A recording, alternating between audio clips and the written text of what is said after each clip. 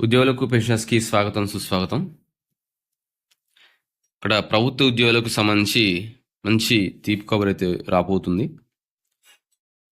State government ఎంప్లాయీస్కి 2023 July నుంచి PRC ఇవ్వాలి. బట్ ఇంతవరకు ఆ పిఆర్సీ అనేది కమిటీ వేయడం జరిగింది తప్ప మరి నివేదిక ప్రభుత్వానికి సమర్పించడం కానీ ప్రభుత్వం దానిపై మరి ఎటువంటి యాక్షన్ తీసుకోకపోవడం కానీ ఇక్కడ మన రాష్ట్రంలో అయితే ఈ విధంగా ఉంది.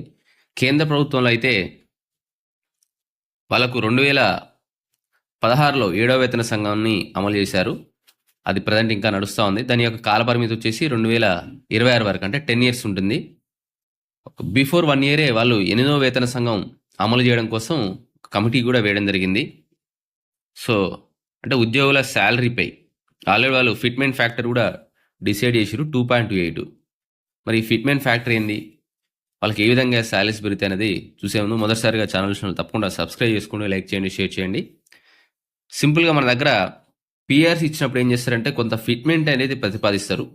10%, 20%, 30% అనేది కొంత ఫిట్మెంట్ ప్రకటించి ఆ ఫిట్మెంట్ని డిఎన్ఎస్ అలవెన్స్ అంటే కరువు బత్యానికి యాడ్ చేసి మనం బేసిక్లో ఇంక్లూడ్ చేస్తారనమాట.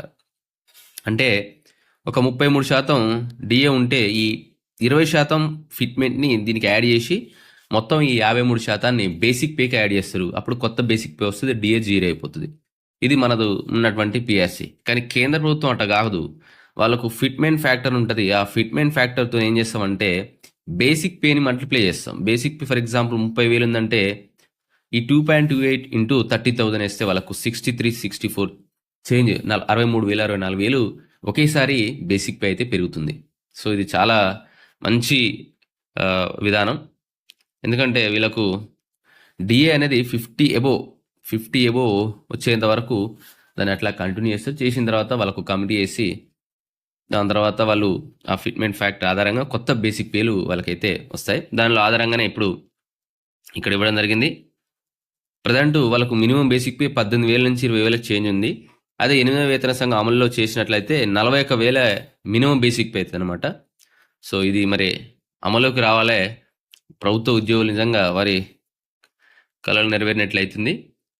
సో ఇది మనకు ఈరోజు ఉన్నటువంటి వార్త. మొదటిసారిగా ఛానల్ చూసిన వాళ్ళు తప్పకుండా సబ్స్క్రైబ్ చేసుకోండి, లైక్ చేయండి, షేర్ చేయండి.